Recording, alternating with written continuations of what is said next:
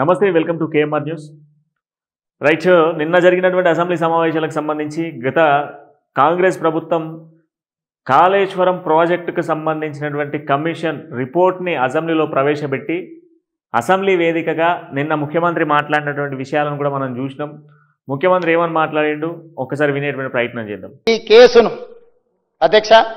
ఈ కేసును central bureau of investigation కి అప్పగించడం సముచితము. అందుకే ఈ కేసు దర్యాప్తును సెంట్రల్ బ్యూరో ఆఫ్ ఇన్వెస్టిగేషన్ కు అప్పగించడానికి సభ నిర్ణయం తీసుకుంటున్నది తమ అనుమతితో. అధ్యక్ష, ఎన్నో రకాల అంశాలు, విచారణ అర్హమైన విషయాలు ఇందులో ఉండడం వల్ల సిబిఐ ఎంక్వైరీకి మా ప్రభుత్వం ఆదేశాలు జారీ చేయనైనది.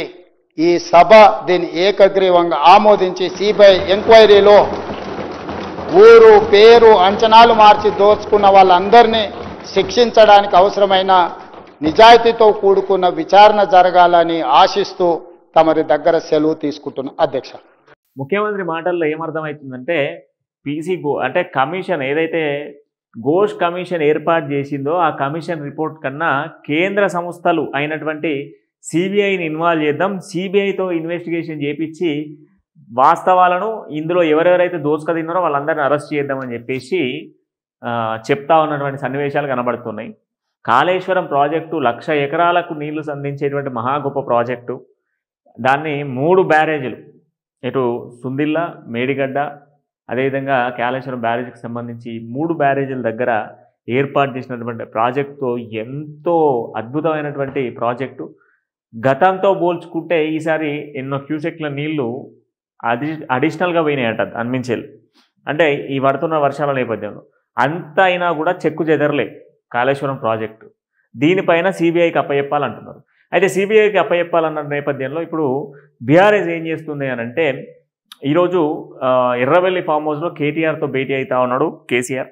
ఈ యొక్క కాళేశ్వరం ప్రాజెక్టు అసెంబ్లీలో జరుగుతున్నటువంటి చర్చలపైన ఇప్పటికే 650 పేజీల ఈ యొక్క కాళేశ్వరం ప్రాజెక్ట్ రిపోర్ట్ని కంప్లీట్గా కూడా కేసీఆర్ క్షుణ్ణంగా చదవడం జరిగింది. దానికి సంబంధించి కంప్లీట్గా కూడా ఇప్పటికే తెలంగాణ హైకోర్టులో హరీష్ రావు, కేసీఆర్ ఒక పిటిషన్ కూడా దాఖలు చేసి దానిపైన కూడా వాదోపవాదాలు కొనసాగుతూ ఉన్నాయి, చర్చలు కూడా కొనసాగుతున్నాయి. అయినప్పటికీ ప్రస్తుతం ఉన్నటువంటి సిచ్యువేషన్స్లో ఈ యొక్క కమిషన్ ఏర్పాటు చేశారు కదా, ఆ కమిషన్కి సంబంధించిన దానిపైన సిబిఐకి ముఖ్యమంత్రి అప్పచెప్దాం అంటున్నాడు. అసెంబ్లీలో ఆమోదం పొందించి దాన్ని సిబిఐకి అప్పచెప్పాలని చెప్పేసి అసెంబ్లీలో ప్రవేశపెట్టారు. అసెంబ్లీలో ప్రవేశపెట్టిన దాన్ని ఎదుర్కొనేటువంటి క్యాపబిలిటీతో నాయకులందరినీ సిద్ధం చేస్తూ ఉన్నాడు కేసీఆర్. ఎర్రబెల్లి ఫామ్ హౌస్లో ఈరోజు కేటీఆర్తో భేటీ అవుతా ఉన్నాడు. కేటీఆర్తో భేటీ అయిన తర్వాత జరిగేటువంటి అసెంబ్లీ సమావేశాల్లో సుదీర్ఘంగా చర్చించేందుకు బీఆర్ఎస్ సన్నిహిత్యం అవుతా ఉన్నది. దాంతోపాటుగా అసెంబ్లీ వేదికగానే ప్రభుత్వాన్ని నిలదీసేందుకు కూడా బీఆర్ఎస్ పార్టీ ప్లాన్లు చేస్తూ ఉన్నది. రాష్ట్రంలో యూరియా కొరత, భారీ వర్షాల నేపథ్యంలో వరద నివారణ చర్యలు ఏం చేపట్టిర్రు, దాంతోపాటుగా ఇస్తా అన్నటువంటి హామీలు, ఇవన్నిటిపైన, దాంతో ప్రధానంగా విద్యార్థులకు సంబంధించిన ఫీజు రాయితీకి సంబంధించి, కళాశాలలకు ఇప్పటివరకు ఫీజు రాయితీకి సంబంధించిన ఫీజులు పోలే, దీనికి సంబంధించి వీటన్నిటిపైన కూడా బీఆర్ఎస్ ప్రశ్నించేటువంటి అవకాశాలు కనబడతా ఉన్నాయి. దాంతోపాటు ప్రభుత్వం పెట్టుకున్నటువంటి రెండు అంశాలను పెట్టుకొని పోతా ఉన్నది. ఒకటి 42% బీసీ రిజర్వేషన్, రెండో వచ్చేసి కాళేశ్వరం కమిషన్. ఈ రెండింటిపైన అసెంబ్లీ నడిపిస్తూ ఉన్నారు.